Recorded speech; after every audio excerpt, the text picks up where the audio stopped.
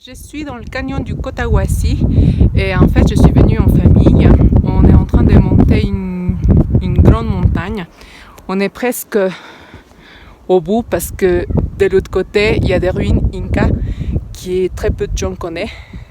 C'est tout en haut. Regardez tous ceux qu'on a montés. On est parti du village et c'est très dur. Il y a mes cousins et mon cousin et ma cousine qui sont en train de se reposer pour continuer à monter et je vais en profiter pour faire une petite peinture du paysage. Je vais juste me focaliser sur les montagnes qui sont magnifiques et qui sont devant moi. Il n'y a pas de bruit de voitures, il y a juste les animaux, les enfants qui jouent. On entend de l'eau qui tombe par là. Je vais faire ces petits paysages. Allez, c'est parti. Dans un premier temps, vous voyez le paysage. Je vais peindre en tout début le ciel, ensuite la lumière des paysages et les ombres pour donner la profondeur. Donc du coup, je commence par mouiller mon papier rapidement. Je vais le mouiller. Je vais faire sur la partie inférieure, car ici j'aimerais bien écrire les descriptifs de l'endroit où on est. Je laisse les petits nuages. Mon papier il est trompé. Je ne vais pas encadrer la peinture. Vous voyez, je laisse des espaces en blanc, tout simplement. Ça dégouline, c'est pas grave.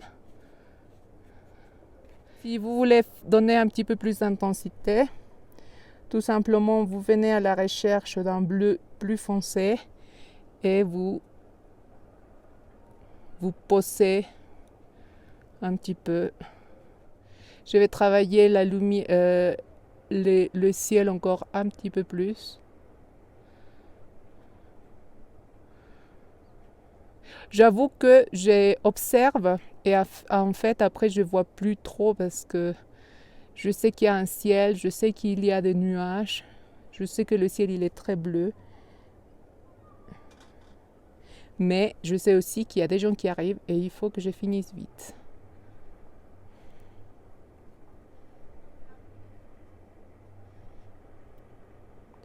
Je crois que je vais m'arrêter là. Voilà, regardez comment c'est encore un peu humide. Vous enlevez, en fait, vous retrouvez le blanc. Je m'arrête là pour les ciels. Je viens sur les montagnes. C'est pareil, je vais prendre une couleur un peu ocre et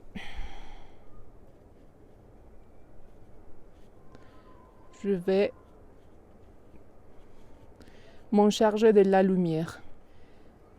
Regardez, je vais laisser ici un petit peu blanc pour bien faire la délimitation. Il y en a pas mal de lumière et ce n'est pas que ocre. On a plusieurs tonalités, donc je reviens donner un peu de lumière et un petit peu d'ombre.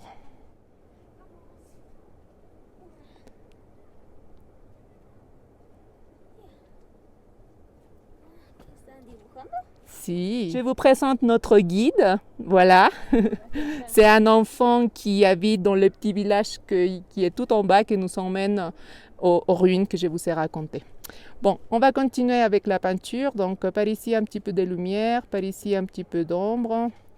Je vais travailler les endroits qui sont un peu plus foncés. Regardez, tac. Il ne faut pas avoir peur, hein.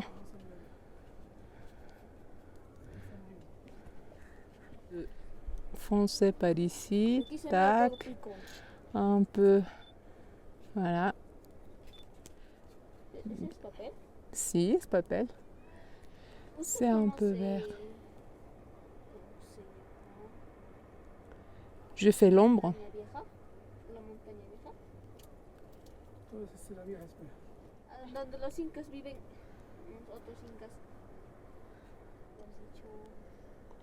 Maintenant, je m'occupe de l'ombre pour donner un petit peu, faire la différence entre montagne et montagne.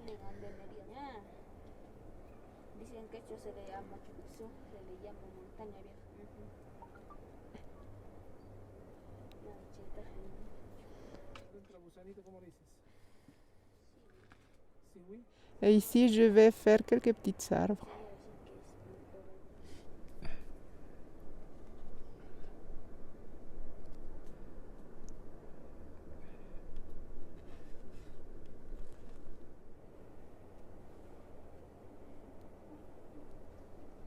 N'oubliez pas, c'est un dessin intuitif.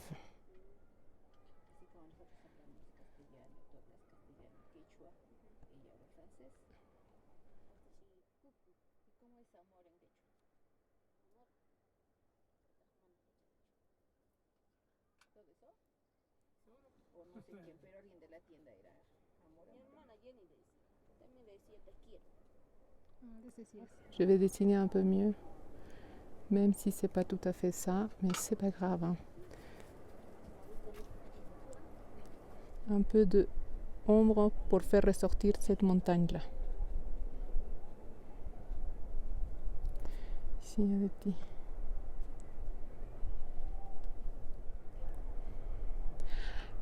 Alors, voilà.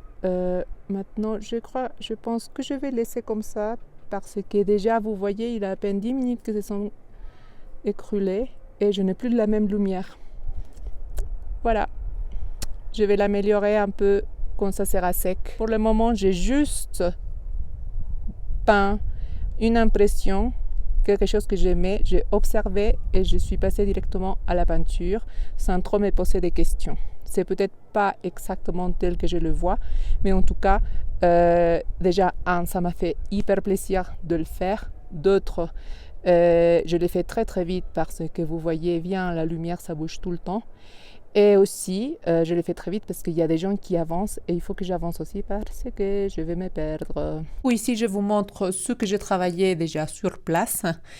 Je vais juste rajouter un peu quelques ombres du ciel sur la montagne. C'est sûr, mon dessin, ma peinture, elle n'est pas parfaite, mais c'est pas grave, hein, c'est pas grave. On a déjà fait des cours dans lesquels on est très très proche du réalisme, dans lesquels je vous fais dessiner avec une bonne perspective et tout. Ces sujets-là en plein air, en fait, c'est pas du tout ça. Bon, si vous savez le temps, bien sûr que si. C'est toujours bien d'appliquer toutes les règles de la perspective et du dessin. Mais quand c'est du dessin rapide, parfois on ne peut pas toujours faire comme on veut.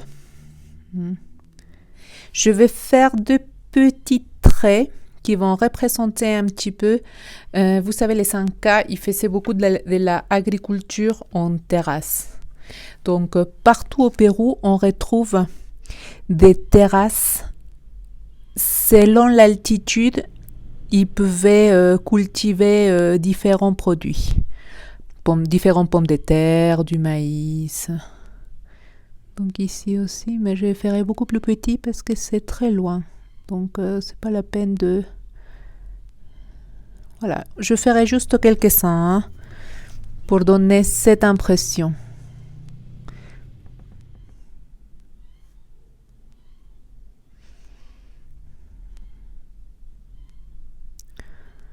Voilà.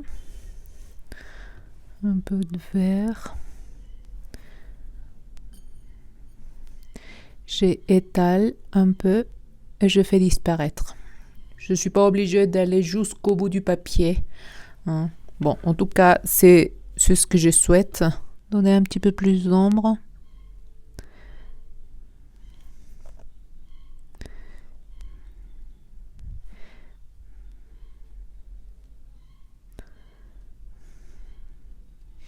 Comme je vous ai raconté, en fait, c'est pas évident de faire les croquis en plein air lorsqu'on est pressé, mais c'est intéressant quand même de gérer tout ça en plein voyage.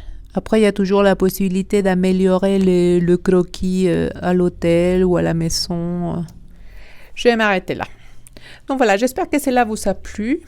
C'était très intéressant de travailler ces sujets. Regardez ici vers le haut, je ne l'ai pas encore fait, mais je vais écrire des choses. Je vous dis à la prochaine et n'hésitez pas à sortir vos pinceaux et vos papiers. Bonne journée à vous.